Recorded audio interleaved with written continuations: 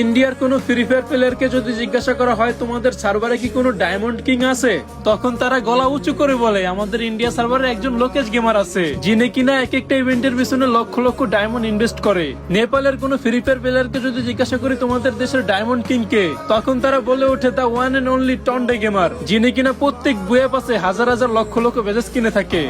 ইন্দোনেশিয়ার কোনো free fire প্লেয়ারকে যদি জিজ্ঞাসা করি তোমাদের সার্ভারে বর্তমানে ডায়মন্ড কিং কে, তখন তারা বলে বর্তমানে কে সেটা জানি না, তবে একটা সময় ডাইলাইন প্রোস শুধু আমাদের ইন্দোনেশিয়ার ডায়মন্ড কিং ছিল না, উনি ছিলেন পুরো বিশ্বের নাম করা ডায়মন্ড কিং। বাংলাদেশের কোনো ফ্রি ফায়ার প্লেয়ারকে যখন জিজ্ঞাসা করি আমাদের সার্ভারে ডায়মন্ড কিং কে, তখন তারা বলে ওঠে আমাদের বাংলাদেশ সার্ভারে ডায়মন্ড কিং হচ্ছে জিসান ভাই ওয়াইটি, যিনি কিনা একসাথে 1.5 লক্ষ বেজেস কিনে কামব্যাক করে পুরো বাংলাদেশের গেমিং কমিউনিটিতে তাক লাগিয়ে দিয়েছে। আর আমাকে যখন কেউ জিজ্ঞাসা করে বর্তমানে পুরো বিশ্বের ডায়মন্ড কিং কে, তখন আমি গর্ব করে গলা উঁচু করে বলি রাহাত FF71, যে কিনা তার একটা এক লেভেলের আইডিতে কোটি কোটি টাকা খরচ করেছে। শুধু তাই না, বর্তমানে একটা বান্ডিলের পিছনে 11,11,000 ডায়মন্ড খরচ করে লিডার বোর্ডের রিজনের 1 নম্বরে এসে পুরো বিশ্বের ফ্রি ফায়ার প্লেয়ারদেরকে বুঝিয়ে দিল Rahat FF71 is a diamond king of the world.